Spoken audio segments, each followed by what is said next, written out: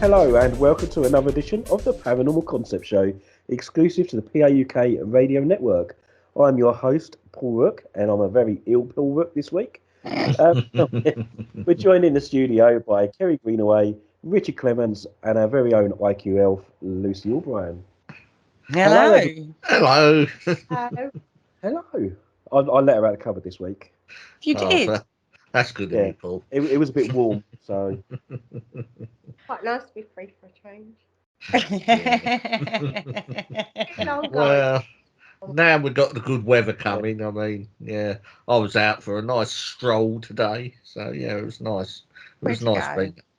Me, no, I just walked around the country lanes around my way. I just sort of went out for about a good hour. I was out for, yeah. Sort of now the summer's here. I mean, I didn't take my bike out. Because you can't bend over to reach the bloody handles. His nightwear outfit don't fit him. He needs to do a bit more walking to get the belly off a little bit. Yeah, that's right. Because I'm struggling a bit there, but oh well. I can't say a lot. I'm not a biking girl either. It seemed like a good idea at the time when I brought it, but now, yeah, I think, oh, all right. Just stays in the hallway. I couldn't get past the saddle sore at all. Oh, no. Yeah, that's pain in the butt, literally. Yeah, literally. Yeah. So did you come across I'm any? A first aid, I ain't touching that. Did you come across any ruins while you was out, Richard? No, I didn't. I think they were all destroyed many years ago. They may well have been. Well, tonight we are talking about the Reformation of Tudor England. It's actually quite a historic show tonight, guys. Yeah, looking forward to this one. It is. And all next off the back week we're going to go into... Next week we're going to go into why this history is important in regards to the paranormal. But this week we're going to actually focus on the history, and the reason for that is it's quite an involved topic. Now, our lovely little IQ elf, Lucy Boo, has actually sat down and done a hell of a lot of work on this one, and you're actually really quite involved in the Tudors. You really like this era, don't you? Yeah, I love anything to do with the Tudors. I think the fascination for me is when we was at school in primary school in Key Stage 2, I think it was, that many moons ago, and something triggered it then, and it's something that I don't usually say like oh god, I'm really into the Tudors, but I am, honestly. I love it. Yeah, they are probably one of the most well known of the dynasties of the royal house, aren't they, the Tudor? And they were certainly the first sort of big ones, considering they actually sort of it was conquest. They got the crown. They weren't even sort of they sort of managed to wrestle the crown away from the Plantagenets. So there's lots of intrigue there, but yeah. And of course they had one of probably the most famous of all English monarchs, didn't they? They certainly did. King Henry VIII, who we actually spoke to with Barry Strong. I'm still getting over that one. If anyone wants to know a bit more, just go back in our shows and listen to it. I think it was one of the first ones we did, wasn't it, this year? Yeah, that's right. Was it this year? Maybe last year. Last year, I think. I can't remember when it was, but it was quite a while ago. Go over to the Paranormal Concept Show over on Spreaker, and you'll find all of our past shows on there, and all our latest shows on the Paranormal UK Radio Network, which is what you're listening to now, hopefully. Now, guys, this period of time was one of the most important in regards to cultural change for us in the UK. Yeah, that's right. And it was unprecedented. Yep. Now, this is mainly to do with the Reformation, and this came about because King Henry VIII wanted to divorce his first wife, Catherine of Aragon. She didn't give him a male heir, so he had to think about what's the word? Yeah. Yeah, think about his lineage. Yeah, sort of like a male heir. Yeah. Yeah. Which he was desperate for. There was a name for it. I can't remember the name of it. But the Pope refused to grant the divorce. Now, the Pope was the head of the Catholic Church, right? Yeah, because what you've got Yeah. to remember is England was a Catholic country at that time. Exactly. So King Henry VIII was Catholic. Yes. Yeah. Okay. But he couldn't get what he wanted from the Catholic Church, which was the divorce, right? Mhm. So Henry decides, because obviously he'd met another young lady. What was her name, Lucy? Anne Boleyn. Anne Boleyn. And he wanted to basically have her and couldn't get the divorce. So Henry then decided to set himself up as the, head of the Church of England. Mm-hmm. Yeah, I think Okay. that was mainly because he was a king and appointed by God. That's how they see it at this time. That was So his there's mental no one gymnastics. above king. He was the supreme head of the court of England, wasn't he? Yeah. Yeah. Yeah. So the Act of Supremacy in 1534 confirmed that break from Rome and declared Henry to be the supreme head of the Church of England.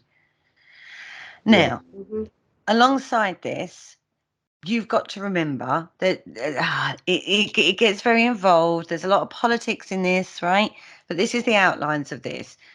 The monasteries, the religious houses in the UK had huge amounts of power, didn't they, Luz? Yeah. Lots. And Henry was not very wealthy. The king wasn't actually very wealthy. The problem with Henry, his lifestyle, as well as some of his, like his battles and stuff like that, it literally bankrupted the country, hadn't it? Yeah, and as you sort of said, I mean, the monasteries did hold a lot of power at the time. Sort of all the various orders and stuff, and which sort of Henry sort of, it was easier for him to seize it than to get it any other way. Not just that, but obviously the churches have power over the people as well. So they can stand up in a pulpit and preach for or against the king, depending on what was going on at the time. So they had a lot of power over the people as much as they had a lot of power over the wealth. Now, monasteries owned over a quarter of all the cultivated land in England. That is a huge amount. That is a large amount, and considering they would have had all tenant farmers on there, and sort of led to a considerable income.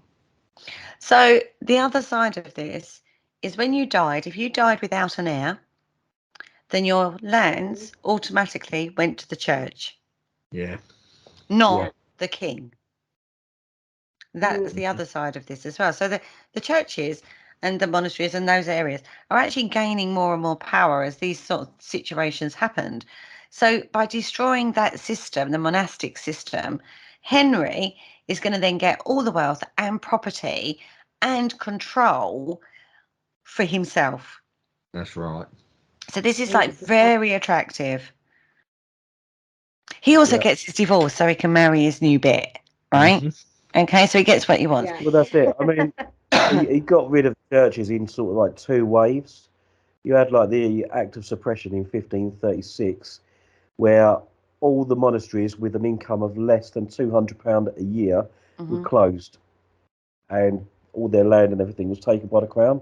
Correct. But the second Suppression Act in 1539 was basically allowed the dissolution of larger monasteries. And basically, they took away all the monasteries. A whole 15,040 monasteries were dismantled at a rate of 50 a month. That's a lot a month, isn't it? Yeah. That's That is a lot a month. It is a lot a month, yeah. Huge manpower. Massive. Now, the thing you have to also understand is the first wave, although they lost their lands and the buildings, they did actually allow the monks, friars and nuns pensions or some money. Yeah, But then Yeah. you had people within the church. Obviously, I don't think so. I'm not going to do that. So they then took it a step further, and if they refused, they were then executed. The monasteries were destroyed, and then they had no money. So it's like, accept it, get a pension. Don't accept it, die. Do you know what I mean? Yeah. It's one of those scenarios. Now, in the north of England, because we do talk in the UK about the north-south divide. Yeah. Right? In the Yeah. north of England, they were a lot more against the dissolution, and the Catholic faith was a lot stronger. Down in the south, we're a little bit easier. We're like, oh, we don't care. As long as we're happy, we don't care. Whereas the north stand beyond their convictions a lot more. Now, in October of 1536, a rebel army of over 30,000 people marched to York City and demanded that the monasteries should be reopened. This was known as the Pilgrimage of Grace. All right. Okay. The rebels promised a pardon, and the Parliament in York discussed their demands, and they were disbanded. However, Henry, duplicit Henry, ordered that all the leaders of the rebellion should be arrested, and around 200 people were executed. That's going some, isn't it? Now, this actually, Yeah. sorry? She said that was a I lot. said that was a lot again. Yeah, a lot. It led to a problem, though, because you've got this betrayal. You've got Henry putting his foot down really heavily on, the situation, and caused a lot of resentment, not just within the people, but also in regards to his own Parliament. Mm-hmm. Because the Yeah. person that did it wasn't very happy that he had to do it. He did it because he was the king's servant, but he wasn't very happy doing it. So basically, lots of land, gold, silver, and plate were transferred to the crown. And it is said that the king's own treasury profited by about £1.5 million. Now, that sounds, nowadays, that kind of, you think, oh, only £1.5 million. It's not huge amounts, right? But you've got to remember, this is Tudor times, right? Yeah, that's quite an astronomical. If you've got that sort of wealth coming in, yeah, you can see why it leads to more sort of money grabbing, can't you? Mm-hmm. Now, at the time, Henry was also at war. He had a war with France and with Scotland. Yeah. Okay, because remember, at this point in time, he'd only had a daughter, Mary. So his lineage wasn't strong enough to sustain that heritage going forward, his line going forward and taking the crown. So he's only got Mary, and at this time, girls didn't go onto the throne. No. Okay, so it's in his interests to gain as much money as possible to secure his line by trying again with somebody different, and this is where we're at, really. Now, the gentry and that didn't really argue it because they prospered. They got the lands and they were very happy. Thank you very much. And basically, the problem becomes, yes, you've got the dissolution of the monasteries and this breakdown of heritage and culture influence on us. Yes, all right, Henry gains all the materialistic side of it, but there was a bigger loss than just the materialistic side, right? Mm-hmm. There was a lot of books and manuscripts and things like that we've lost forever now because of this, and they would have been works of art. Yeah. Yeah. Paul, do you want to talk about the nursery rhyme? Okay, yeah. The nursery rhyme, Little Jack Horner, is believed to be connected to the dissolution of monasteries. The story goes that Thomas Horner was a steward to Richard Whiting, the last abbot of Glastonbury. Prior to the abbey's destruction, the abbey is said to have sent Horner to London with a huge Christmas pie, which had the deeds to a dozen manors hidden within it. The manor of Mells in Somerset. The manor properties included lead mines, I don't know, and suggested that the plum in the rhyme is a pun for Latin plum bum. Plum bum. Yeah, for lead. So the records confirm that Thomas Horner did indeed become the owner of the manor. However, this doesn't confirm the legend. Oh. So, Do you want to talk about? Do you want to say the poem? Okay, so the poem goes: Little Jack Horner sat in a corner eating a Christmas pie. He put in his thumb and pulled out a plum and said, "What a good boy am I." Well done, Luce. It's just as I remember it. Yeah. yeah. So does it or doesn't it? Well, it's a nice story. Why isn't not? it? It's a nice story. Yeah, but why it's not? interesting, isn't it, that Thomas Horner was actually a real Yeah, person. we'll buy that. Yeah, we'll have that. Okay, so the dissolution is otherwise known as the suppression of the monasteries. Now let's have a look into this in a little bit more depth, because that's just like the bare bones. That's the outline of what we all know, right? Yeah. But we need to look into this a little bit more, because it's not just the effect it had, if you understand what I mean. It's a disbandment.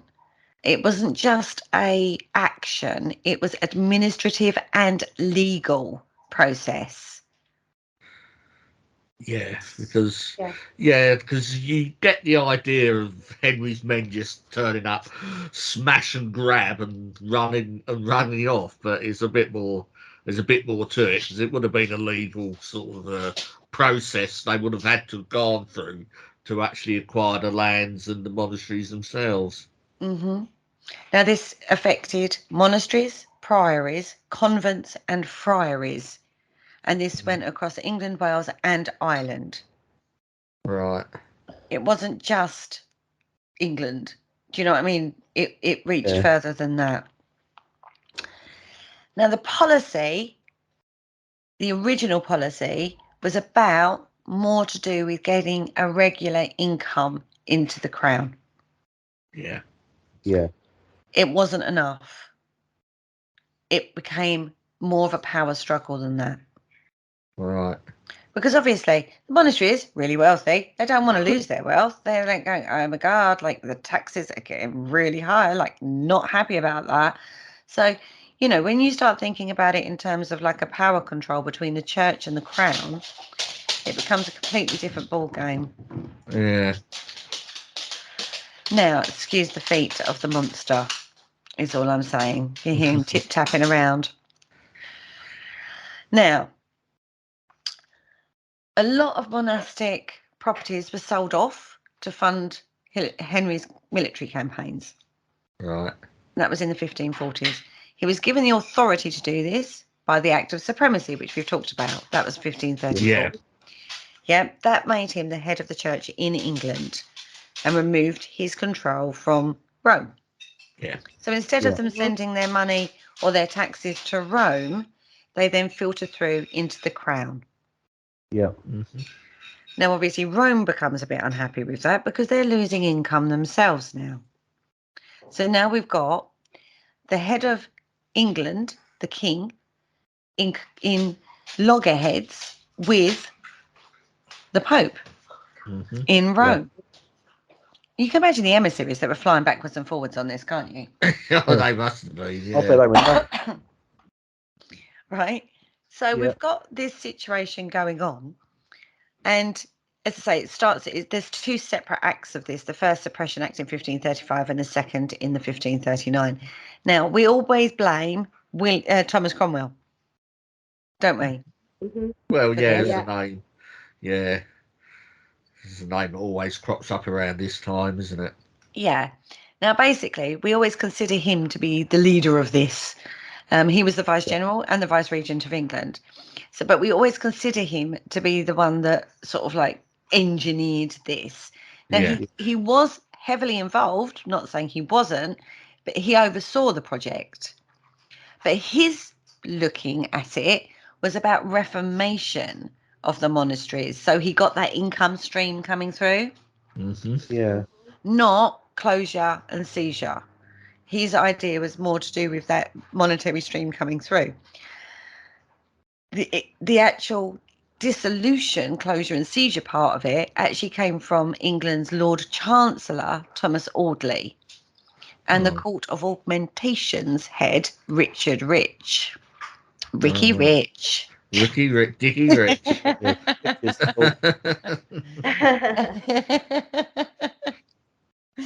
I can get over that. So when you look at it like that, he's kind of like poor old Thomas Cromwell has had a bit of a bad rap. Yeah. On this one, because yes, although he was part of it and was the leader, you know, like the head, the overseer of it, he actually didn't want to do that part. He wanted to just get the income stream coming through. So regular income, right, guys? Yeah. He just basically, yes, wanted to divert the stream of an income away from Rome, didn't he? Exactly. To the crown. Mm-hmm. So, although this is a massive deal, I can't keep going on. Now, this is how big it is. There were 900 religious houses in England. That's a lot. Right, that is a lot. Right, you finished, Marley? Picking yourself and trotting around the room? Goodness. Do apologise for the dog in the background, folks. There were about 206. Flatley of the animal world. Yeah, right. 200. I'd have to get him socks or something to stop his claws on the flooring. There were 260 for monks, about 300 for regular canons, 142 nunneries, 183 friaries. This is a huge amount of people. Yeah. It's roughly one adult man in 50 were in the religious orders. Right. That's a massive amount, isn't it, Liz? Yeah. That's crazy, isn't it? If you think about it. A pious lot back then. There's a lot more belief system going on back then than there is now. Put it that way. Now, at the time of the suppression, you've also got to remember how old these houses are. Some of the religious houses in England and Wales could trace their origins to the Anglo-Saxon or Celtic foundations. This is before the Norman conquest. Yeah, so, there's quite a lineage there, a tradition. So they've been in the environment, they've been in your locality for a long time, right? Yeah. So this is how fundamentally important this is to people. It's a stability within their life. And Henry is just off he goes. Now, this is nothing new because in Western Christendom in the 11th and 12th century, there had been a huge uprising of these religious houses. They called it the monastic enthusiasm. I love that, right? Yeah. Now, fewer had been founded later than the end of the 13th century. Now, the most recent was actually the Bridgetine Nunnery of Sion Abbey, which was in 1415. Right. So a lot of these houses have been around for so long. So you can imagine how that's been built up. Yeah, and they become a staple. It would have been part and parcel of your everyday life. It's quite... So it must have been quite an upheaval for like the common man as well when all this sort of came around. Well, this is my point, because a lot of villages and stuff build up around the monastic houses. You know what I mean? I'll class them all as monastic now. Now, the founders of these monastic houses had revenues from lots of different avenues. So they had it from their landed estates, their income from physical goods that they were making or growing or farming, Mm-hmm. But they also had, you've got to remember, tithes were part of this as well. You would tithe to your local house. Yeah. So when you think about the money that's going through these houses, it's actually quite a lot. Yeah. And then it filters up to the bigger houses, because the littler houses would tithe to the bigger houses, and the bigger houses would then tithe to their abbeys. Do you know what I mean? That's right, and you had to tithe. It was an offence not to tithe. So it's not like when you're in church today and the old collection pot comes round and you can sort of push it away, shy away from it. Or put a quid in. Yeah, or put a quid in. No, you would have had to tithe. Well, I think it was 10% of your overall income. Mm-hmm. Well, with all this tying up, I would have thought that Henry VIII would have shares in rope making. It's tithe. It's tithe, yeah. By the time the 16th century comes around, the religious houses controlled about 2/5 of all parish benefices in England. Right? That's about a quarter of the national landed wealth. Yeah. That's a lot. Yeah. That's a lot of cash. Now, there was an old English proverb. Do you want to talk about that, Lucy? If the abbot of Glastonbury married the abbotess of Glastonbury, then she would have the whole land at the whole of England and outrun the king. That's a hell of a lot of land, right? That is, yeah. When you think of the abbot and the abbess, if they married, that would be it. Glastonbury They'd have and more land than the Shaftesbury. king. Yeah. It just wiped the king out, wouldn't it, completely? Yeah, more power than the king. And as Yeah. you can tell, the king, obviously appointed by God himself, wouldn't be too happy with that. It was only until it was kind of pointed out, and they do believe that the seed of doubt was actually put in by Anne Boleyn into his head. And then obviously because he wanted his divorce, he started thinking about it and thinking, actually, got a goddamn point there. You know what I mean? Slightly miffed, wasn't he? Yeah, but it is actually thought that she put that seed in there, which I think it was probably a combination. I wouldn't have said it was just down to one woman, right? Yeah. Does one woman have that much influence? Yeah. No, I don't think so. I got others in his ears, hasn't he? And saying, oh, do this, do that. And then she's probably overheard it and had her 10p piece. And I don't know if they had 10p piece back then. Well, you know what I mean. Her say, should I say? Yeah. Her input. I don't believe any one woman could have that much influence over a man. No, 100%. Definitely not. No. Now, I think the 200 houses of I don't think at all. The 200 houses of friars constituted a second distinctive wave of foundations. Now, a lot of that happened in the 13th century. Now, friars were generally in the urban areas. So, like monasteries tended to be more in the farming areas, whereas friaries tended to be in urban areas. Yeah, the difference between like monks and friars, I mean, monks were really hardcore. They were the people, if you went to become a monk, you were hardcore. You prayed, I don't know, 15 times a day, and you wouldn't be seen by the outer sort of people, but the friars did have more of a contact with everyday people. They would have sort of taught people and run the schools and stuff like that. So the friars were sort of more the public face of the monastic system. Yeah. Now they'd be the ones making the crisps and the chips and things. Yeah. They had income-bearing endowments. So they were supported basically financially by offerings and donations more than anything else. Yeah. So although ideally it would be self-sufficient, so they produced their own basic foods, right? So they had great gardens. Yeah. And they did, do that. They also relied heavily on the offerings and donations of the faithful. Mm-hmm. So that was the difference between friary and monastery, whereas the monasteries would have land with their farm and were richer, basically. Yeah. Now, you have to look at the political context as well. Okay? Okay. Yep, yeah, absolutely. Now, a lot of this was related to, this isn't a brand spanking new idea. Protestantism isn't a brand spanking new idea.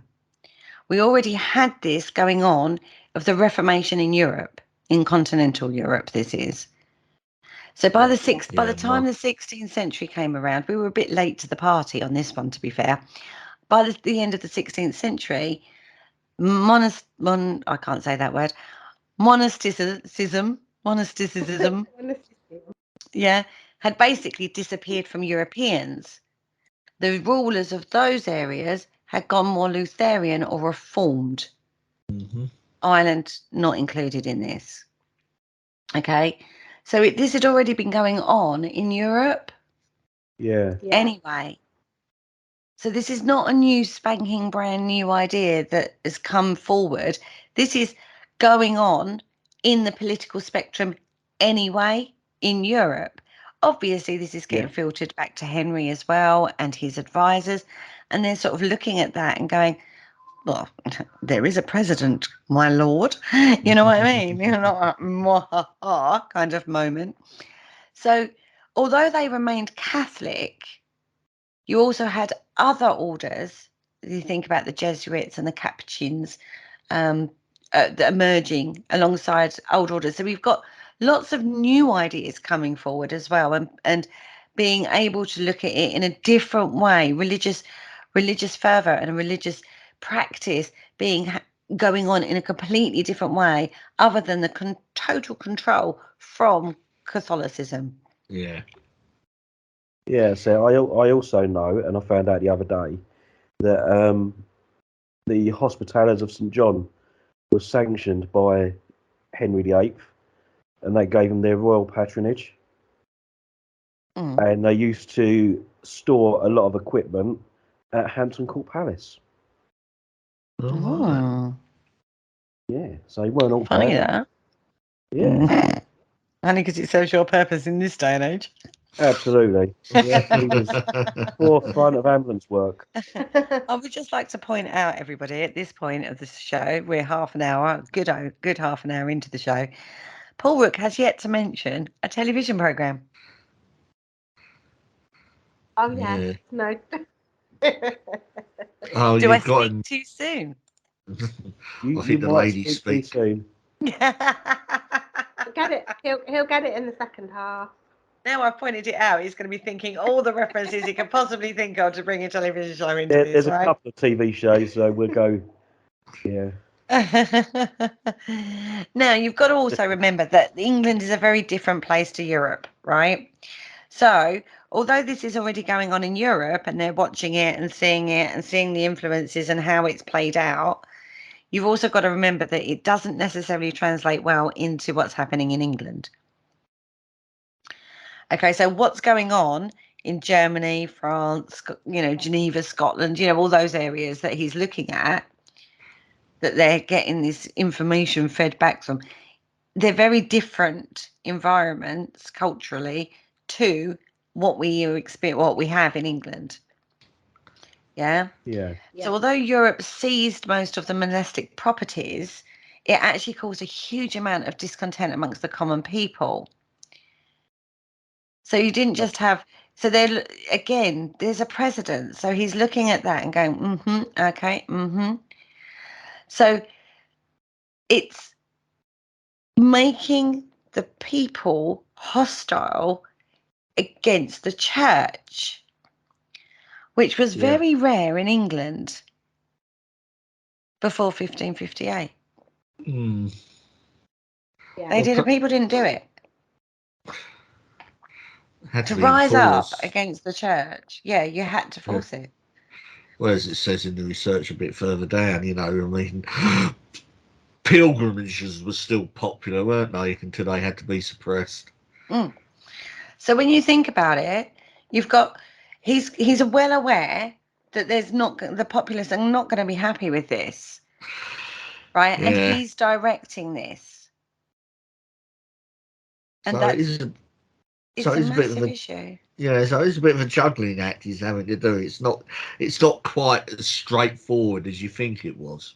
No, most definitely not. And also, he's got to he needs to maintain his position of power against Yeah. all odds. So although I'm going up against the church, then this is why it starts off as a softly, the smaller monasteries, absorbing those through, and just asking for a revenue stream rather than a dissolution. So you have to remember, this isn't just like bam, it just happened in one go. It's a process that happened, and he's taken his his advisors and himself are looking at how to do this. It's portrayed very much of, well, I'll take all their money and off Thomas Cromwell goes and does it. It's not as clear cut as that. Now, there was also, we talk about propaganda going on. There was propaganda going on in regard to monasteries as being lax, comfortable, wasteful of scarce resources. So they wanted these individual places to be brought under the authority of the bishops. Now, this is in Europe, okay?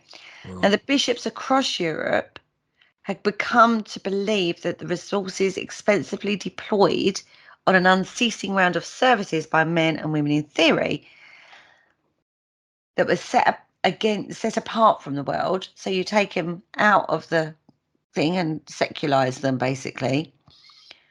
You endow them with grammar schools, university, college training, you know what I mean? So they give them some level above the common people. So it's about propaganda to say, look, they think they're above you. Yeah. They don't have to do anything. They're just sitting there preaching to you. They're really comfortable. Look at you struggling and starving. You're paying all your, you're working really hard in the fields and you're giving it all to that man up there who's sitting comfortably, thinks he's above you. Yeah. It's this kind of propaganda that starts to undermine that power of church. But on the balance of that, you've also got the care from the pastors or reverends or religious order are really important for the daily people. Yeah. So you're going, all they do is contemplate prayer and basically perform the daily office, get up on their pulpit and preach. Yep. So he's saying the criticism is there then. There's a criticism of it, and this is the propaganda side of it. They've gone into their own little world. They're elevated because of their learning. Yes, they've taken vows of poverty, chastity, and obedience, but that's to God, not to you. Yeah. They can have the sacramental baptism anytime they want. You can't. They are above you. They're above you because they are doing God's given teachings. Yeah. Okay? Now, idleness. You don't want to work that hard. You live a life of contemplation. Off you go to your monastery. Yes. It's your own existence. It serves your purpose. You can do what you want, just contemplate. Yeah, all right, you have to abstain and, do the Lord's bidding and stuff like that. But it's quite a cushy little number.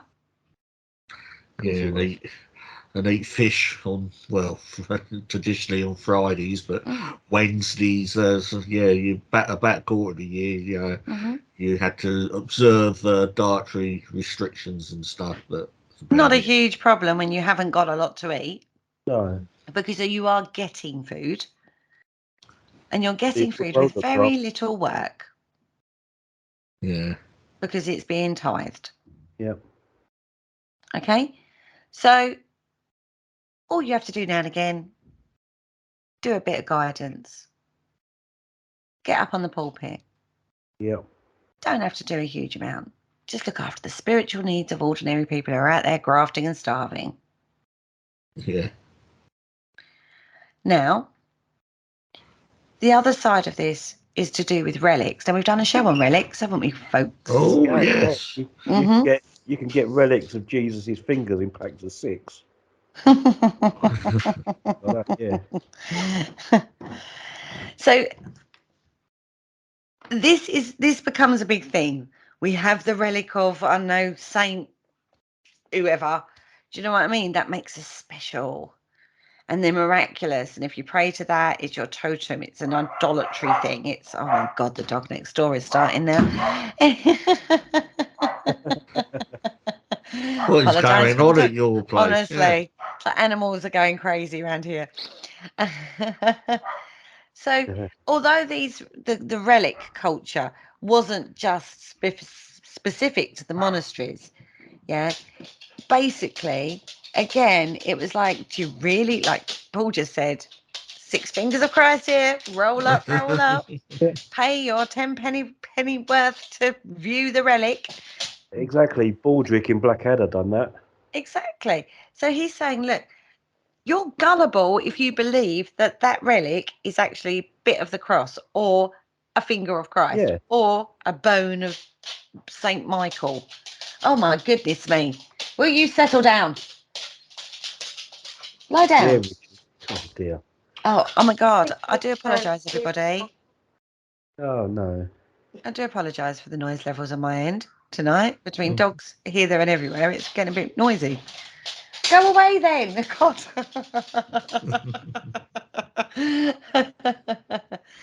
So we look at it from the monastic life. Even it seems quite ideal in that environment. It's an easy way of survival in a really tough environment. Because if you were part of the village and the king wanted to go to war, a certain amount of men would have to be, from each lord or area. Yeah. You'd have to send a certain amount of men. Yeah, that's right. You was part of the monastic or the religious houses, you didn't. No, you're exempt, yeah. You're exempt. You get food. All right, you might have dietary restrictions, but you still get food on a regular basis. So you're not going to starve, unless you want to, obviously. It's quite, you could understand how this was built up, right? Yeah. Oh, totally. And there's an awful lot of religious houses around. There's a lot. Now, because they owned so much wealth and they had so much in regards to the production of material goods, there is a balance outlying. There's an imbalance of power in regards to the control of the church, in regards to those factors, as well as the spiritual well-being of their flock and the king. Dun, dun, dun. And that's the problem we have. And this is why we get to the point where it becomes popular to suppress them by King Henry VIII so he can modify and gain more control in so many different areas. And to do that, he has to break certain things. And he does this by, like at the time, it was like spoken, like it becomes a propaganda thing. It's slow spreading, but it gets hostility going.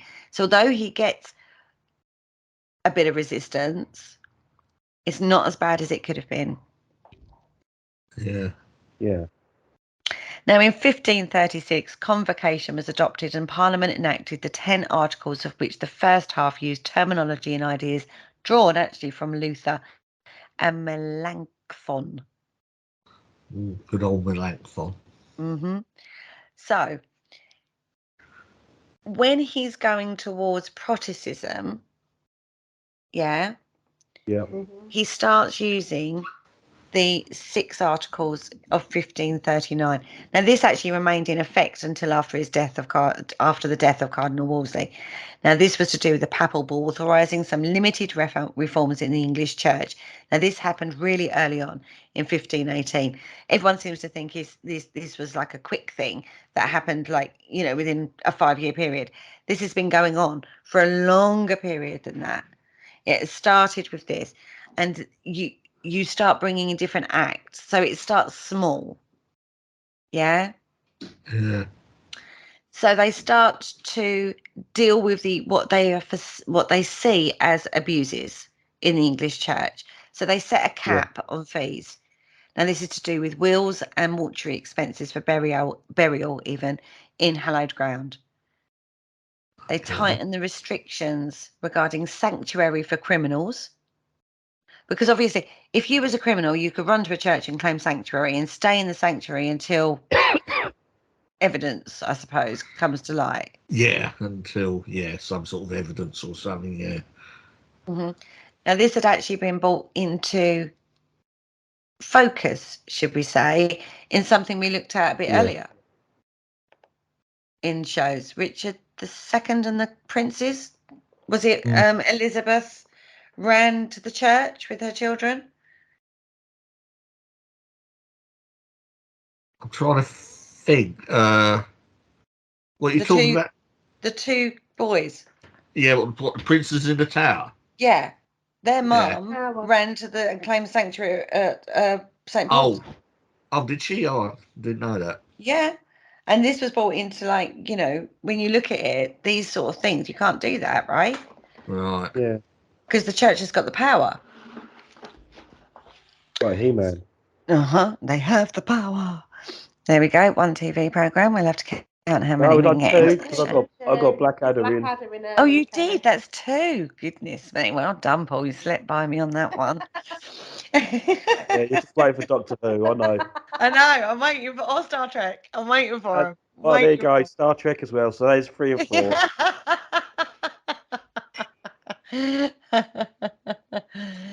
Oh dear. Now they also restricted or reduced actually to two the number of church benefices that could be held in the future by one man. Okay, so one man couldn't hold more than 2. What, 2 officers within the church or whatever? Exactly. Yeah. Mm-hmm. Now, it's a form of reformation without massive change initially. So you bring restrictions in. So it's a bit like, we're going to do that. And they go, yeah, okay, we can do that. And then we're going to do this. And like, yeah, we can do that. That makes sense. Do you know what I mean? So it's like slow erosion going on of the churches. Okay. So, oh, excuse me. So before the radical action comes in, you have all this going on initially. Mm-hmm. You understand what I'm saying here? Yeah. And they start small because you don't when you're trying to undermine something, you don't go in all guns blazing to the biggest house. You start with the smaller houses, and you can start with the smaller houses and the erosion. Where angels fear to tread, as they say. Exactly. So it becomes inevitable that it then goes up the line, but becomes insipid that it starts that erosion. Yeah. So they're trying to redress the power. Okay. Now, they went around and they did basically what have you got kind of thing. A Magna Carta of the churches, we'll call it. Yeah. Yeah. So Cromwell goes, visits the monasteries, and nowadays we think they might have been a little biased and a little bit exaggerated. Okay. Just a tad. There were exceptions to this. The Carthusians, the observant Franciscans, and the Brigittine nuns, they sort of had completely withdrawn from the spiritual life of the country. Right. Okay. So they didn't interact really. So he was like, well, what purpose are you actually doing then? Right? Yeah. You've completely withdrawn. You've got all this money. You've got all this income coming in. But what are you actually doing for anybody? You're not doing anything for anybody. No. Right? But previously, they'd actually been singled out for royal favour. Now, the Crown goes, I'll have that, thanks. Confiscates. Yeah. Mm. And they were classed as alien priories. Right. So he's not attacking Catholics initially. He's going for the non-Catholics. Because these are alien priories, right? Yeah. Right. Later in the period, they then tended to go for the other more local parish churches and things like that. So it's a general absorption of Yeah. things and power gradually. So he sort of goes with the ones that are sort of like, no, people aren't going to moan about them too much because they're not actually Catholic. So we'll get away with that. Go for the smaller ones. And it's actually more to do with the legacies and the donations and the way the parish churches are run rather than dissolution. Yeah. Make the changes within there. Yeah. So we sort of like pull that in. By now, monastic debt starts to increase because he's starting to withdraw revenues. So Yeah. you get debt going on through the monastic powers. And we also have the average number of people joining the monastic religions falling. So we have people not going into it so much. Yeah. A little bit. Amen with everything going on. Mm-hmm. They were still attracting recruits right up to the end, right? Because monks and nuns lived in conspicuous luxury, so they were comfortable. So they did attract certain people, but only the minority of houses could support 12 or 13 of those kind of people. Mm-hmm. That was a minimum necessary to maintain the full canonical hours of the divine office. God. The running of the house, basically. Mm. So they had to have a certain amount of people to keep it going. But because people weren't being attracted so much into it, because you've had this propaganda going on, it's becoming more and more difficult for them to maintain. Yeah. Yeah. Okay. So you then become subdivided almost. So they, within the church themselves, they have to restructure. So you then get cloister monks and things like that. So now that's where Doctor Who comes in, because they have cloister monks. Do they? Yeah, they got a cloister. But the cloister monk was that's what the cloister bells on the TARDIS chime. They've got monks with that. Yeah. Okay. So cloister monks basically were members of the house that conducted their business and lives in the world, in the secular world, but also the complexities within the monastic world too. Mm-hmm. So you had this crossover then going on.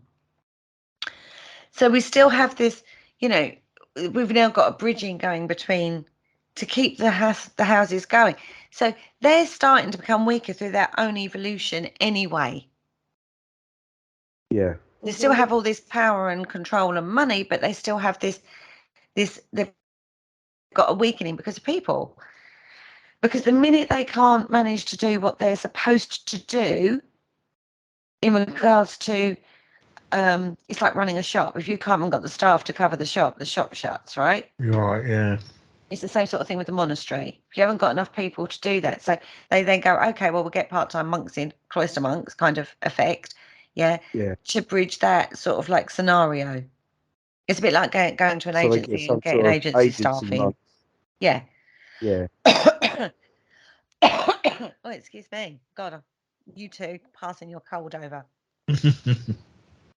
So basically, by the time 1534 comes and Cromwell and King Henry were looking to redirect this income for the crown, it's becoming a lot more justified for them to do so.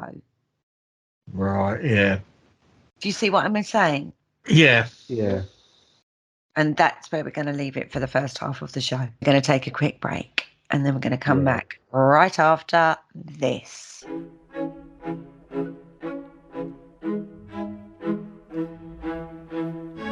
Hello, Harry Price here. If there's nothing me and my friends enjoy more here on the other side, it is to sit back and relax and listen to the Paranormal Concept Show, right here on the PAUK Radio Network. Broadcasting a plethora of interesting and informative content for all your paranormal needs. Find them across social media to keep up to date with forthcoming shows and all their other adventures. Hello, is there anybody there? Welcome back to the Paranormal Concept Show, exclusive to the Paranormal UK Radio Network. And tonight we are having a little look at historical reference regarding the dissolution of the monasteries. And this is like a bit of a part 2, possibly 3, because it's such a big topic. So this is the first part of it. We're just looking at the cultural, political and historical reasons behind the dissolution of the monasteries in a little bit more depth than the Thomas Cromwell just went out and raided all the monasteries for King Henry VIII just so he could divorce Catherine of Aragon and marry Anne Boleyn. And basically there was a lot more to it than that. So we're having a look at that. And the reasons we're having a look at that in regards to the paranormal is because it leads on. We need to know that before we go into the paranormal side of it and try and understand it. Because as many times we've said on this show, hauntings and stuff like that, spiritual activity and spirituality is not just about one spectrum. You have to look at the whole spectrum. And because this is such a big topic and covers a lot of stuff, we have to look at all of this as a whole rather than as an individual, right, guys? Yeah, I would agree with that. Yeah. So we are looking at that. Now, before the break, we were looking at the fact that this had been going on in Europe a lot more before it had gone on in England. So there's a precedent for King Henry, but he's also very aware that when Europe had done it, a lot of those resources that Henry's after had not necessarily filtered down to where they needed to be, right? Which is the ruling houses, the kings and the princes and all of those people. They ended up having a problem with financial difficulties. Yeah. Okay? Because they didn't get the revenue stream from those houses in the right way. So these princes end up having huge amounts of problems because they're having to raise armies, fighting ships, fortifications, because they didn't deal with it in the right way. So in the same way that they've resorted to plundering the monastic wealth for those things, yeah, they haven't actually done it in the right way. So Protestant princes would justify the monastic ruination because appointed by king, divine authority. Yeah. But they were trying to do it through the agreement of the papacy. Yeah. Rather than conquering the papacy. Yeah.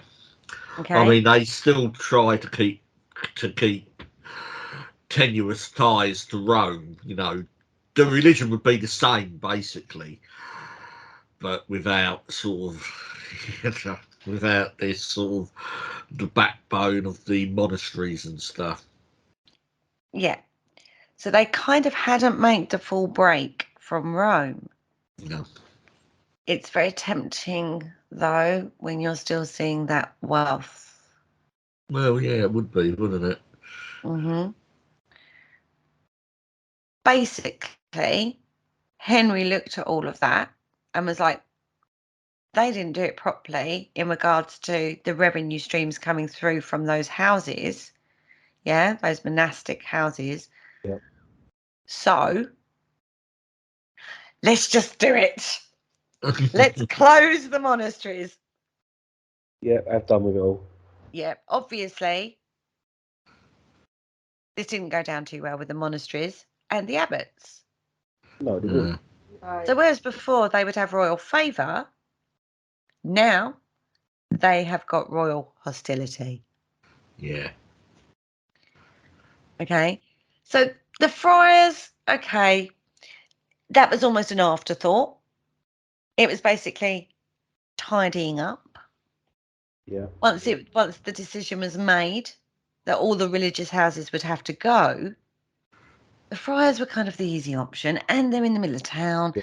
and they're not that big, and they didn't really have a lot of wealth, but let's get rid of them.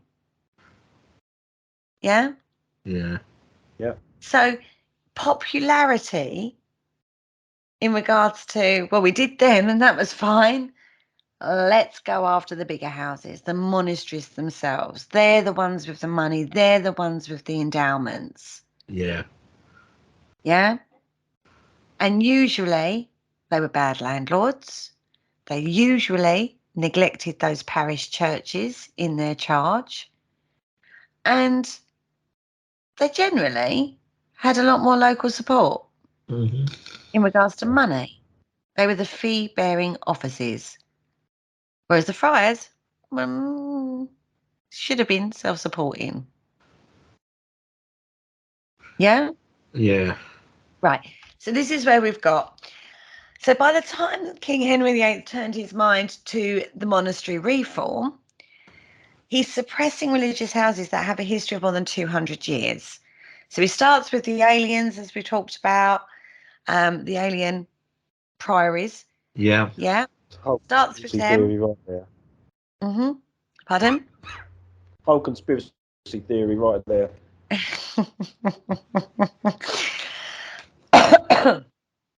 Now, even those has quite substantial properties. So, you know, and their daughter monasteries in England, because the main ones were in France, England. So he got those. That was fine. Easy. Nobody worried too much about those. Yeah. Then there was a war between England and France in the late Middle Ages. So there was a lot of money going overseas to France from these alien priories. The king might get hold of that money. We've got to stop it. We've got to cut that off. So he went for them first. Yeah. That's actually quite a canny political move. It's not a bad political move. There's no real loyalty in regards to the public opinion regarding their faith. They're pretty secular, should I say. They're pretty independent. They keep themselves to themselves. They've got a lot of money. They're sending it to France. We're at war with France. So I don't think so. Don't want to give him any more advantage than necessary. Exactly. Okay. So basically they went after them first. Yeah. The Roman popes supported that. All right. That's interesting to know, isn't it? Yeah. They actually went, go on then. But we'll take over those properties and we'll use them for our religious uses. Mm. Now, this happened quite a long time before. Then he bled them dry, basically. They were forced to pay large sums to the king. Yeah. Okay. So some of the smaller estates were just confiscated and run by royal officers, the proceeds going straight to the king's pocket. Others were basically a source of income and he was bleeding them dry. Yeah. Okay. Large taxes, basically. But they were still able to be. But they were still functioning monastic sort of. Yeah. It's just the revenue stream was being directed in a different direction, and the person that wanted the money wanted a lot more of it. But then Henry V came along and dissolved them all by the Parliament Act in 1440. So those properties ended up being taken over by the Crown. Some of them were kept, some of them were given or sold on to Henry's supporters. Yeah. And others were assigned to his new monasteries of Sion Abbey and the Carthusians at Sheen Abbey. Others were educational purposes. All of these, the Pope approved. Right. Now, by the 15th century, the Pope continued to press for assurances that the Avignon papacy had been defeated. So they were going, come on, have you done it all? Is that done? Yeah. But again, this is to do with money being filtered through to the Roman Church. Nothing to do with anything else, really. Yeah, Right. because you have in your papacy, yeah, because there was a time when there was a bit of a schism going on within the Catholic Church, and they actually had two popes, one at Avignon and the papacy in Rome. Yeah, they used to, I don't know, sort of excommunicate each other on a daily basis. Yeah, but that went on for quite a while. Yeah, About 150 years. So that's what I mean. This is a lot more gradual than people think. Everyone goes King Henry VIII, and it's not. It happened a long time, and it was influences from Europe coming through to the factions within the church themselves, and different seculars of church belief systems, and how they ran their monasteries and how they ran their friaries, and how the money was generated and where it went, and getting it to a point where it's coming into the pocket of the king, basically. yeah. So you've got, again, you're still in a position where you've got papal authority allowing this to happen. Yeah. And the king is a balancing act, isn't it? Yeah. That's right. And something's going to tip it. Now, the other thing is, if a property was confiscated or surrendered, then it ceased to exist. Right. Regardless of who was in control of it. Whether that was the Carthaginians, you know what I mean? It doesn't matter. If it's confiscated or surrendered, then the house ceases to exist.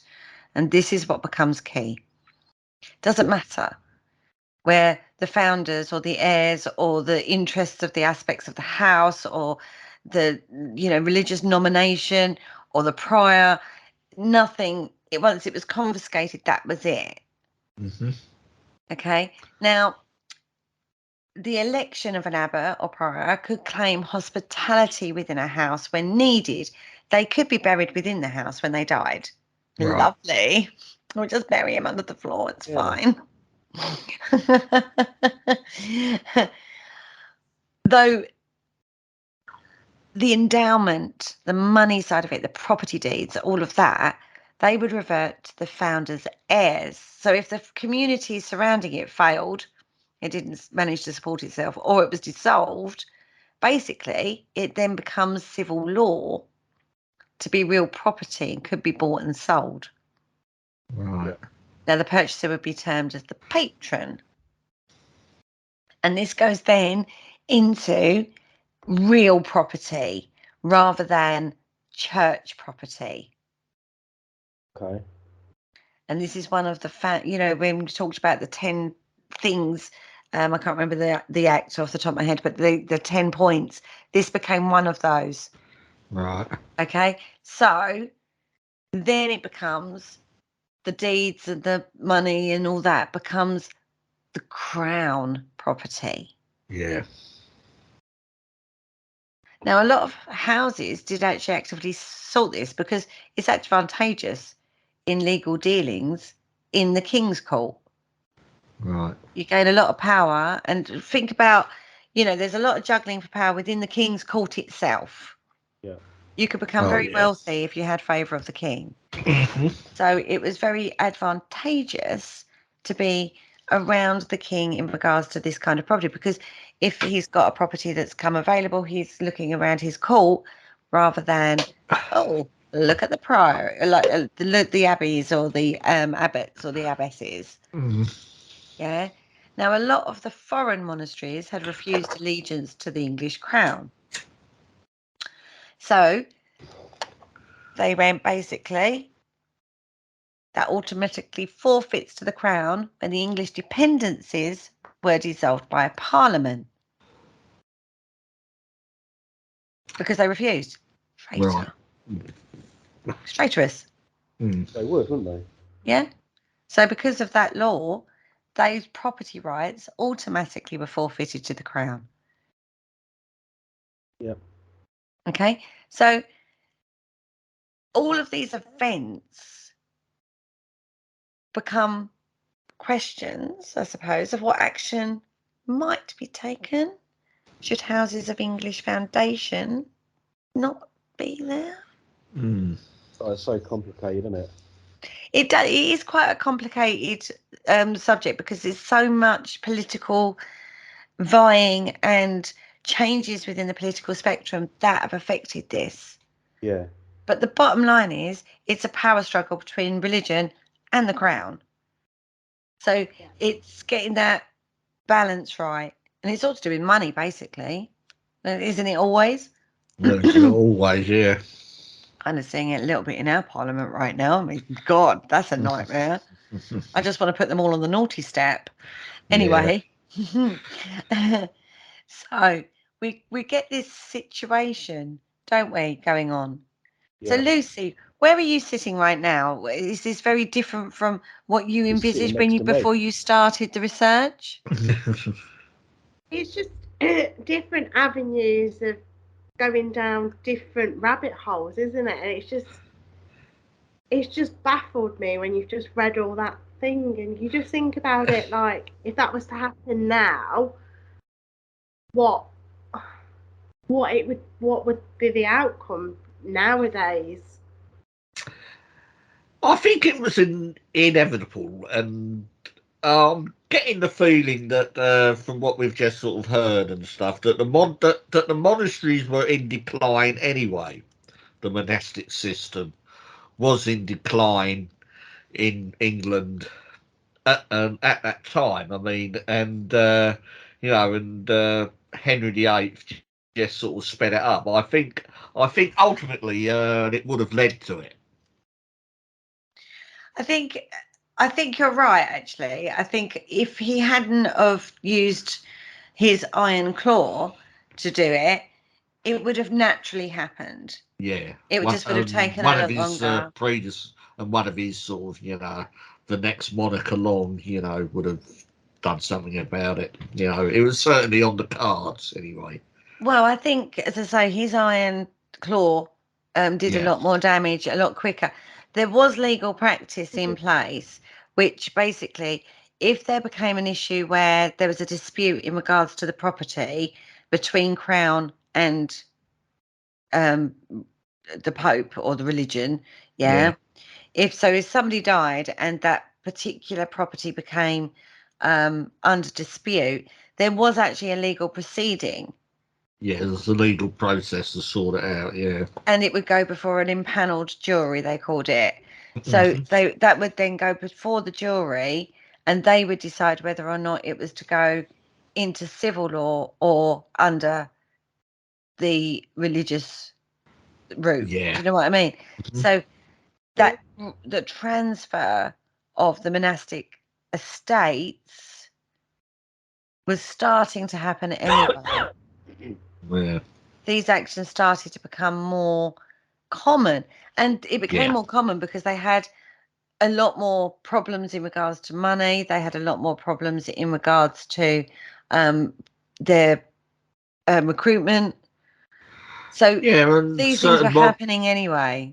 And certain monasteries would have probably thought it would be better, and they would be better off than if they allied themselves with the crown. Exactly. Because I think they could see what was coming and what was on the horizon. So you can understand why the smaller properties were falling first, and they were sort of going more towards those sort of things. It depended, and also it does depend on your friends as well. If you've got a small property and it's failing, then you then sort of ally yourself. Again, we got a political spectrum within the religious orders. You then ally yourself with the bigger abbeys, and the abbeys would put them under their protection. Yeah. So it becomes very political even within that. So if you've got like a small little abbey in the middle of nowhere with no abbey that's attached to it, you're not like of a smaller part of a bigger abbey, then you're going to fall first. You're going to go first. He can attack those and not have those powerful people being upset particularly. They don't care, basically. It don't affect them, so they don't care. Apathy in regards to that. Now, you start seeing things when oh gosh, put it this way, there was, even within the church, dissolving various houses. So put it this way, the Bishop of Ely dissolved the Benedictine St. Radgan's Priory, founded the college, Jesus College, Cambridge. Yep. Yeah. So he changed it into a college, place of learning, right? Yeah, that's right. And I think That's how we got around that one. Yeah, I think a lot of them, sort of, well, we still have the hangover of that today with grammar schools. They sort of like just put the money into schools and stuff. And again, you get a revenue stream from that. Yeah. For the church. So that's how he managed to do that. I can put it into a place of learning so the crown can't get it. Yeah, that's William right. Waynflete, Bishop of Winchester, he managed to get hold of Selborne Priory in Hampshire and changed it to the Magdalene College in Oxford. Right. Think about Lady Margaret Beaufort. She obtained the property of Creek Abbey. Yeah. Now, that particular religious order had all died of sweating sickness. Wonder what So they were. she funded her works at Oxford and Cambridge, and that's how she managed to get Creek Abbey. Right. Okay. Yeah. Now, good old Bishop of Rochester had actually told her to do it. He said that's a good way of doing it. And she listened. Now, in 1552, Fisher dissolved the women's monasteries of Brom, Hall and Higham to aid St. John's College, Cambridge. So we're now getting some big learning houses coming up, affiliated. Massive changes. Wow. These are massive changes going on. They're pretty huge changes in that community at the time. Yeah. Now, Cardinal Wolsey, he dissolved St. Fridwick's, Priory. That's now Oxford Cathedral, believe it or not. And they actually formed his basis of the Christ Church in Oxford. Oh, right, yeah. That's how he managed to get around it. He actually got the Pope, the papal bull, to dissolve some other 20 monasteries to actually provide the endowment for his new college. Right. Now, in that suppression, all the monks and friars and nuns were actually absorbed into other houses, the same as their orders. So they was like, right, okay, well, that doesn't exist anymore, so off you go to wherever. Yeah. So and which actually served a purpose because these were probably failing monasteries in their own right. So it does make sense to split and strengthen up other houses, right? Yeah. Mm-hmm.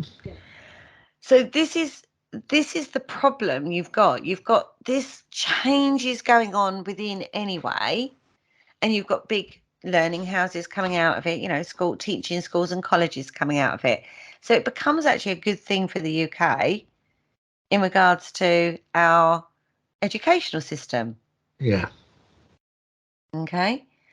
But it was recognised that it needed a reformation.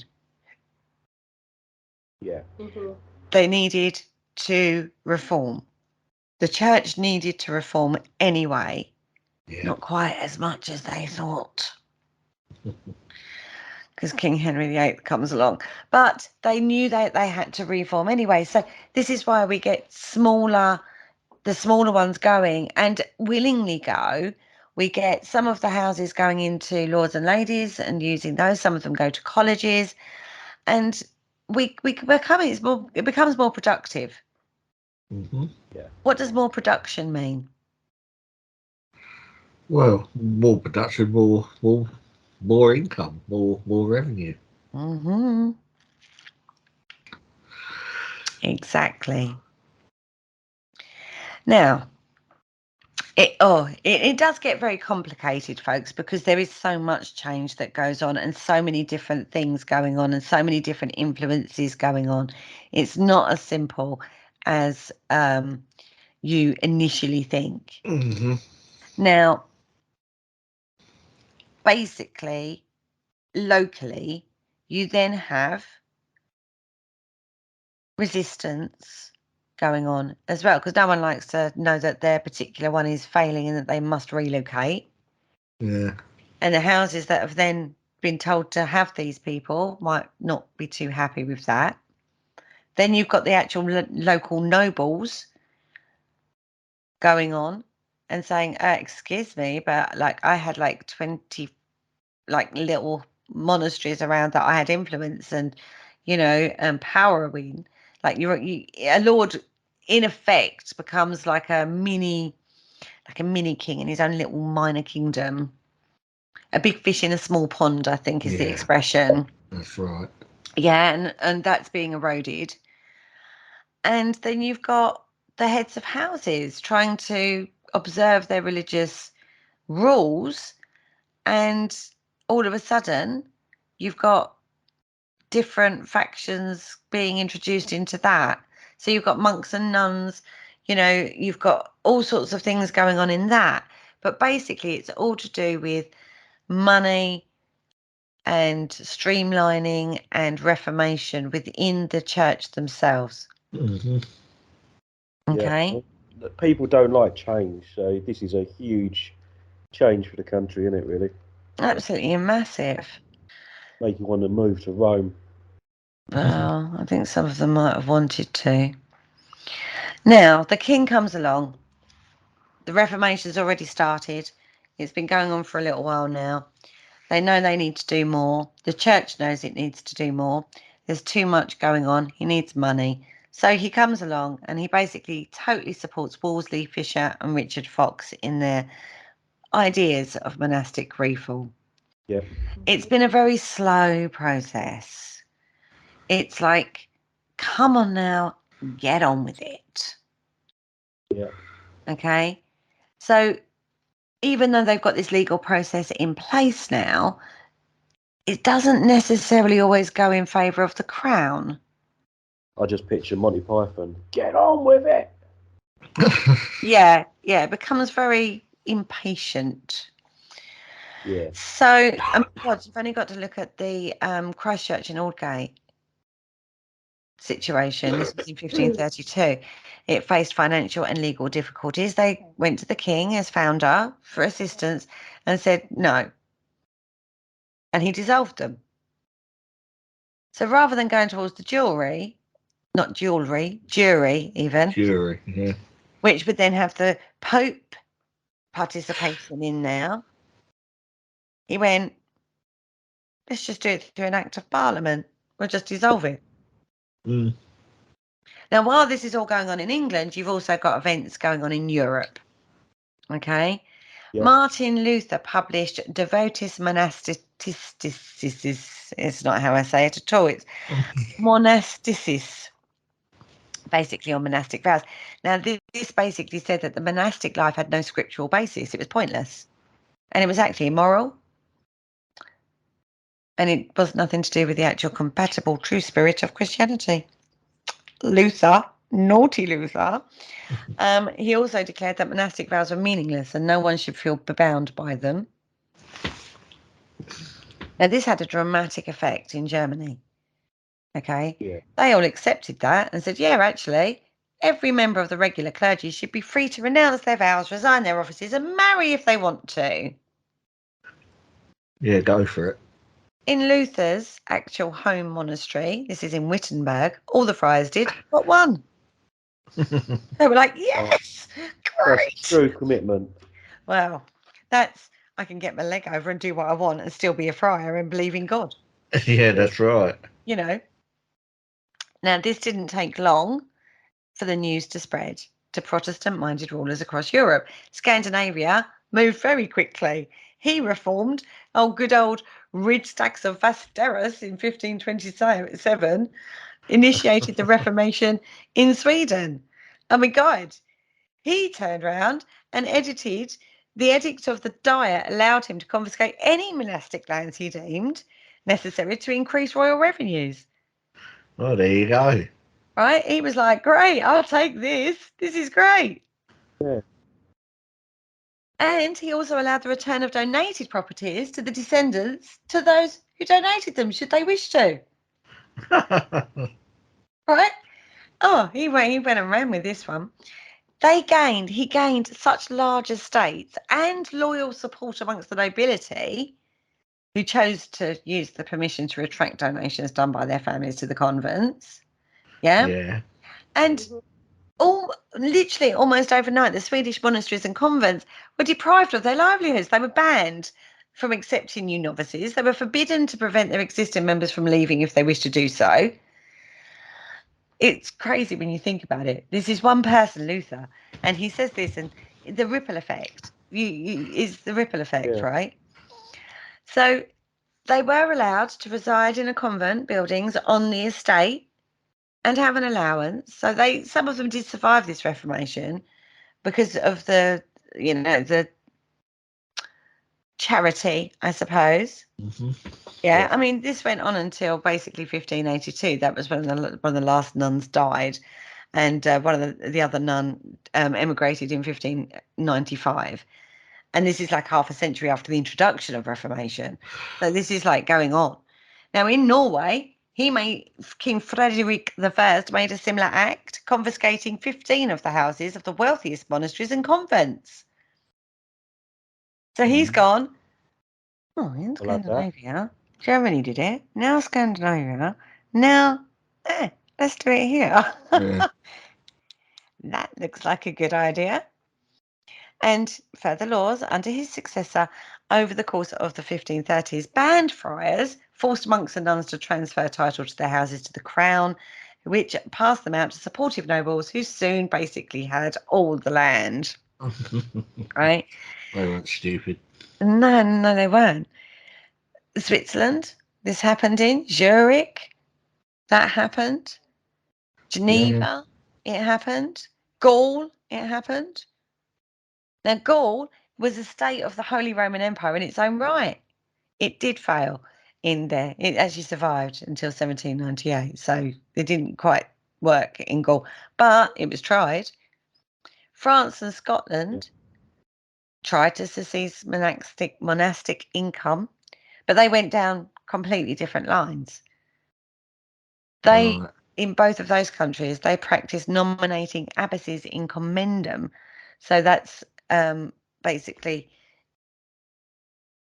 you either separate and tithe. You give us your money, basically. Yeah. Which is about half the house's income. So yes, you can stay, but we want a lot more of the wealth that you're getting. Yeah. Now that avenue actually had papal approval.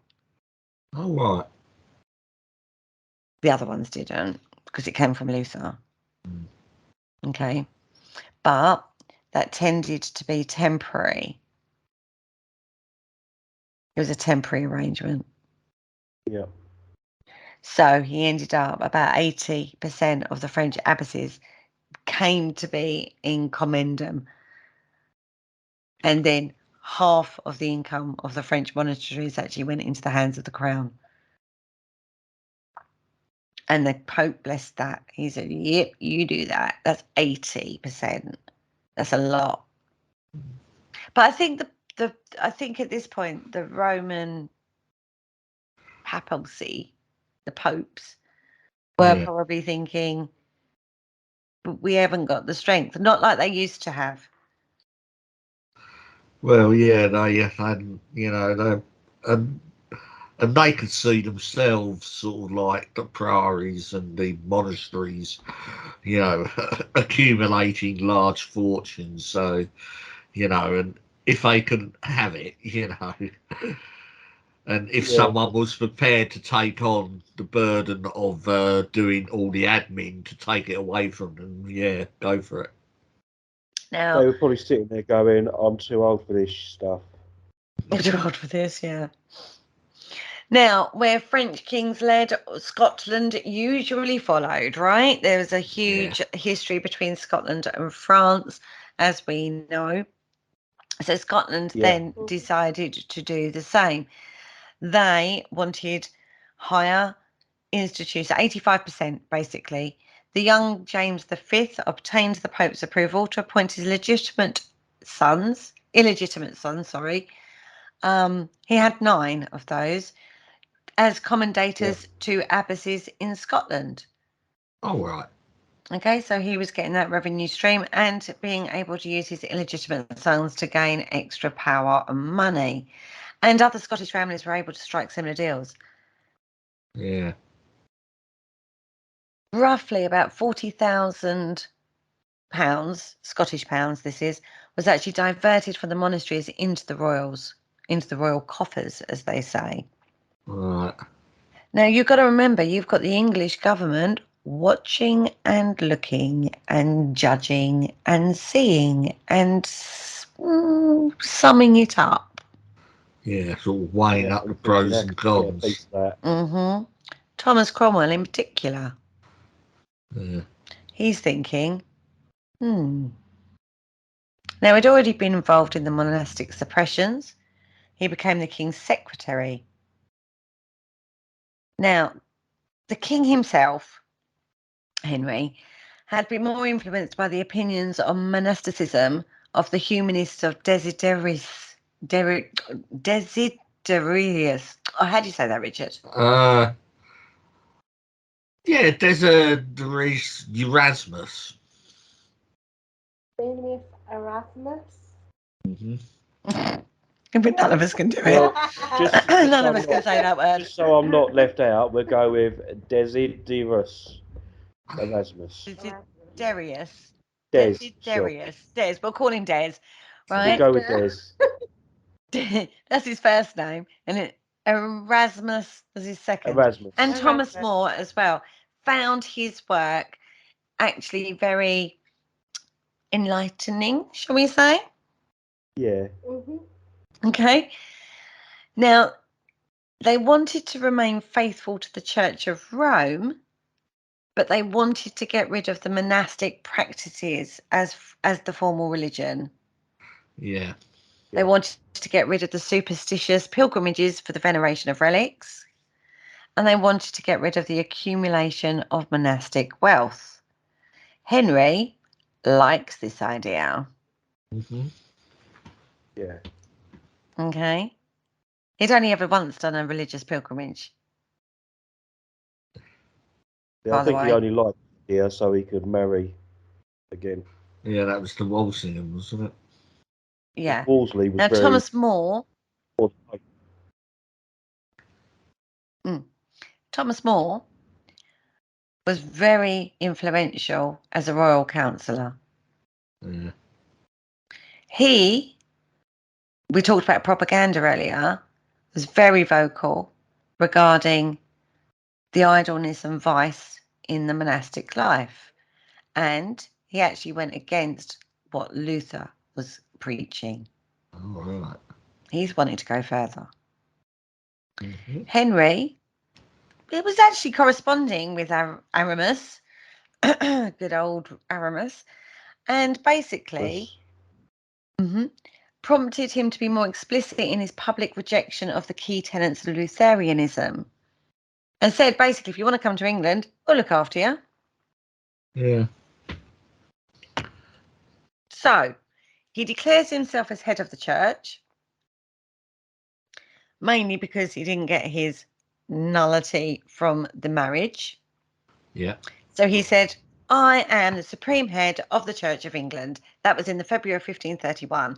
And then he went on to do the legislation to establish the royal supremacy in law and enforce its acceptance throughout the realm. So in 1533, an act in restraint of appeals eliminated the right of clergy to appeal to foreign tribunals, basically. You can't go to Rome anymore. You've got to come to me. You've got to go to the king. Yeah. Yeah. I'm now the head, mate. You don't even think about going to Rome. Right? So just by that, you are submitting the clergy and the religious orders. And he is saying to them, you now have to accept I am head of the church in England. Yeah. If you don't, then that is treasonable. And it's a breach of your monastic vows of obedience because I am the head of the church in England. Yeah. That is the key moment where the power struggle between Rome and England breaks. He takes his stand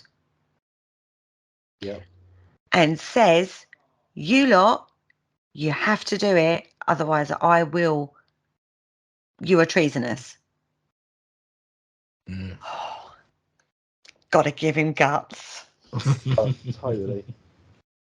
But all of this is built up. So he's had all of these influences coming at him and these voices in his ear. And obviously the fact that he wants what he wants. Yeah. So that's it. Done. And he is not afraid to use it. Heavy threats, basically, he used. Yeah. All religious houses joined the rest of the church in acceding to the royal supremacy and swore to uphold the validity of the king's divorce and remarriage. He got what he wanted. Yep. Yeah, of course he did. He had his cake and ate it as well. He certainly did. And this is the key point in regards to the Reformation of the church in England. Yeah. Oh, love a knife edge, don't you, guys? Totally. So the opposition was mainly the Carthusian monks that had survived, the Franciscan friars and the Brigittine monks and nuns.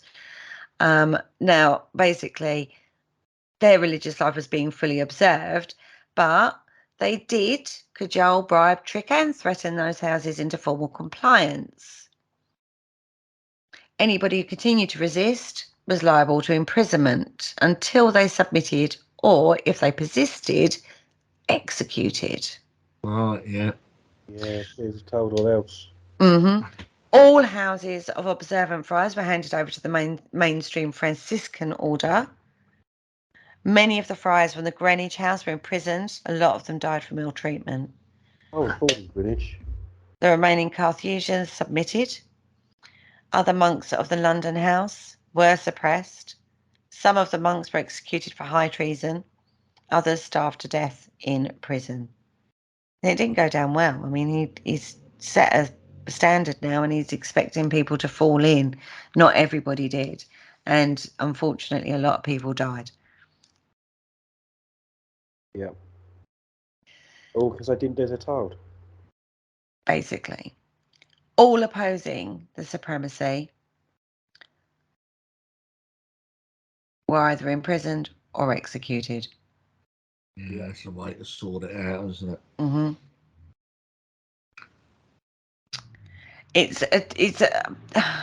I would say it's quite a dark time of English history, but I think we've also come to the understanding that it was going to happen, in one way or t'other. Yeah. Well, yeah, and it sort of it would have happened. Yeah. So. It's just King Henry took a stand. But there was precedences. Yeah.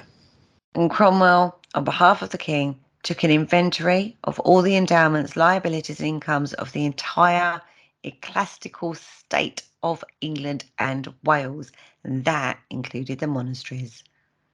He wanted to know, he wanted to know the church's taxable value through local commissioners. That's what he wanted to do. And what he found, unfortunately, led on to the full dissolution of the monasteries. They really did start looking at what was regards to what they had. Do you know what I mean? Like the money and the wealth and where they could cull it. The assets that they had. Only the most powerful houses managed to survive, to be fair, and that was changed forever. You ended up with a completely different perspective on the subject. You know, we've come away from, like the monastic lifestyle into what became known as there was no argument that there was a need for religious practice in the UK. It was just how it was being managed that was the problem. So the big monastic houses, although they fell, a lot of them fell. We could see the ruins today. You know, you go around the country, and we went to one the other week, didn't we? Which was Cromwell Priory. You know what I mean? Right. You can see those ruins around the country. Ultimately, that doesn't mean there isn't a church. There's St Mary's just up the road. There's a massive church in Southend, not far from Prittlewell Priory. But they built that because there then wasn't a need. But there was a need within the cultural and religious beliefs of the community. So they still needed to have somewhere they could worship and lead their flock. It just took it away from the power and land. It became just like a church. And yes, you had worship of the church. And like the Reverend would get a house, but it was like one or two people rather than an order. Yeah. And basically, when Cromwell is going and doing the assessing of these big monastic things, he's looking for all sorts of things: misbehavior, faults, laxity. He's looking for income, the revenue streams. He's looking at all of those things. So and then he's also saying you have to accept Henry as the supreme head of the church. And if you go against any of those things, or I'm finding you lacking in any of those things, then we will dissolve you, basically. Yeah. And that's how they did it. And they did it through legal reasons. They did it through traitorous, all manner of things. A lot of people died, and eventually it just ended up as what it is. It was a complete reconstruction of the belief system and way of practice of belief system in the UK at that time. Oh, yeah. Now, although he says he's the head of the church and went to Protestantism, Protestants,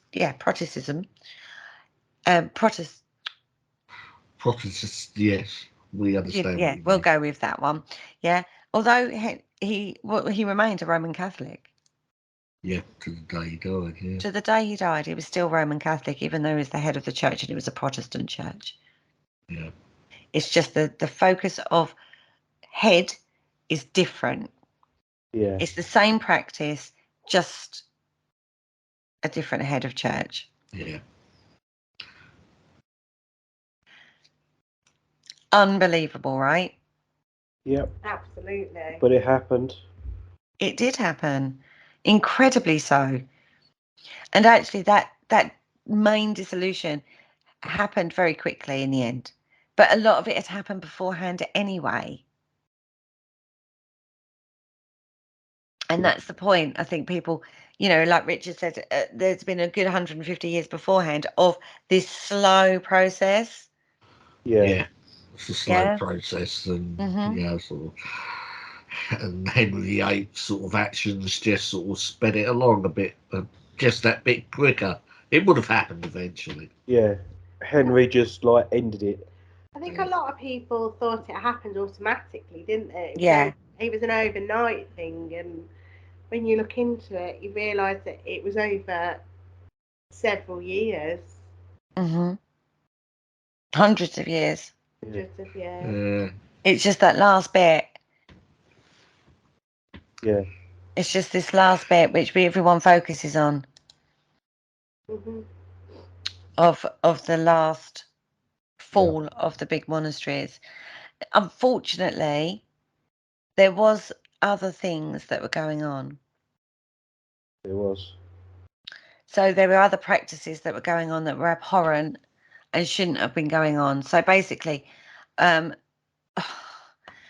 was things like religious artifacts, like even down to wimples, girdles and mantles that the monks or nuns have been lending out for cash. Yeah. Sidelines. They always knew, little sidelines. Yeah. Now, the commissioners had been consistently instructing the houses to reintroduce the practice of common dining and cloister living, and said that those who can't, leave. Yeah. Yeah. Yeah, so a lot of people did actually leave of their own will anyway. And then if you haven't got the numbers, your monastic house can't survive. Yeah. So that's another way of the dissolution. Yeah, that's it. You're done. Yeah. So the commissioners who were going around and checking all of these monastic houses were actually finding a lot of other things. So there was a lot of corruption within this system as well. Yeah. So, it all comes down to this. And then they put out a statutory law,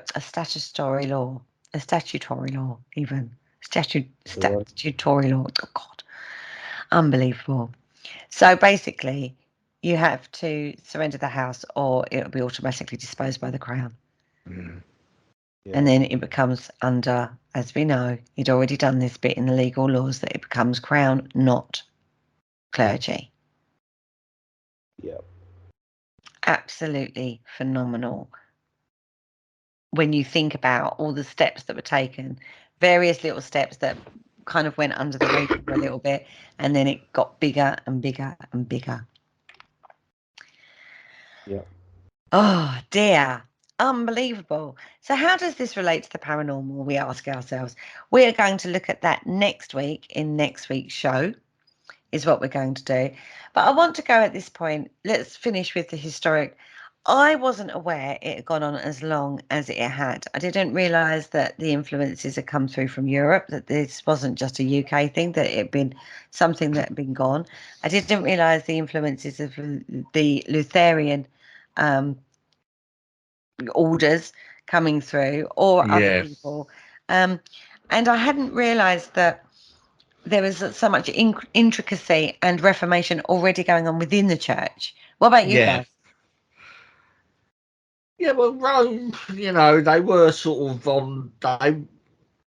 it was on the decline, well, the influence of Rome, and even Rome and even the papacy themselves could see that the monasteries were sort of, getting huge amounts of wealth, and I think they were getting a bit sort of antsy about what was going on. So when these sort of Northern European leaders and Henry sort of stepped in to try and sort it all out, they didn't sort of put much pressure on them to stop. It seems that they were happy to stand on the sidelines and watch it happen. Liz? I think for me, I didn't realise how long it actually went on. And because you automatically think about it, you all thought it was to do with like Henry VIII. And it's not. He's obviously got his advisors, and you don't realise how that's linked back and how much he actually relied on them for the kind of information that he was getting, and how many people that it affected. You don't realise at all till you sit through. Amazing. Yeah. I think when everybody thinks of it, I think they just see like King Henry VIII soldiers arriving at the monastery and kick them out, burning, all the religious books and all that. And it wasn't as clear cut as that. Yes, that did happen. Those houses that did refuse were treated. If you didn't agree, then that was it. You were executed, you were killed, you were whatever he wanted to do with you, really. Yeah, thrown into prison, and they were treated absolutely disgustingly for men of God, who were allegedly living quieter lives, doing their business. Unfortunately, there were atrocities. I mean, you only have to look at the Pilgrimage of Grace, where he killed 200 of the leaders for going against him. Yeah. Do you know what I mean in regards to that? Yeah. That was just callous. Henry was ruthless. He was incredibly ruthless. You only got to look at the 6 wives, for God's sakes, to see how ruthless he was to get what he wanted. I mean, bless them, poor women. But ultimately, you've also got to think that he was very ruthless in regards to his execution of this as well. Once he'd made his decision and he'd sent his soldiers out and he knew what he was dealing with, the minute he hit opposition, he dealt with it and he reformed and dissoluted the monasteries in a very brutal way. So I'm not saying that he wasn't brutal or ruthless and that didn't happen. It did happen. But a lot of the Reformation had come before that. So it looks like he's going for the big houses straight away. He kind of did because that's what was left, not because take off the head of the snake kind of scenario. He'd already filtered through a lot of the smaller stuff before, or that had already been filtered through before he even got involved in it. He made the final axe knife fall by declaring himself head of, the supreme head of church. And that is really where he comes. Thomas Cromwell was all about the money. He wanted to look at the revenue streams coming through, but the other guys, Fisher and I can't remember his name, the other guy, he were fundamental in pushing the Reformation through. So in the brutal way that it was done. Absolutely phenomenal period in history. Not one I'm wanted to live through, to be fair. I'm glad it happened in the 1600s and not while I was alive, because it's very unsettling. Absolutely. I think the straw that broke the camel's back was the way the Roman Church kept delaying this decision about him being divorced. And he's like, I've had enough. We'll just get rid of him now. Straw that broke the camel's back. You won't give me my divorce. I want my divorce, and I want money. Well, yeah, I mean, that was all going on in the background, but I think ultimately the decision was, well, you ain't going to give me my divorce. You've got loads of money anyway, so I'll just have that instead. See, you think of the king, and he's being led by several sources. He's being led by his, by the Lutheran belief system and Aramis, that kind of thing. He's looking at Europe. He's listening to his advisors. He's got this pretty little woman on his little arm that he wants to marry. He's not getting a male heir. He's got a lot of pressures on him in regards to it. Yeah. But ultimately, he makes that decision, and it was a decision that was going to come at some point. Yeah. And it changed the whole course of English history. It certainly did. On that note, we've actually come to the end of the show, guys. Oh, that's quick. It does go quick. Very historical show tonight. One that's important to understand. There's so many different influences going on that goes way beyond and way before and beyond King Henry VIII. Next week, we're going to take a look at the paranormal side of this. And why is this important in regards to the paranormal? Yeah, it's history, very interesting history. But why is it important to the paranormal field? That's what we're going to cover next week. So you're going to have to tune in next week for that one. Yeah. On that note, thank you so much, Lucy. It's incredibly fantastic research, really well researched. Thoroughly enjoyed that. Yeah, I really enjoyed it as well. So I've really enjoyed doing it. Yeah, it's been fascinating looking into it.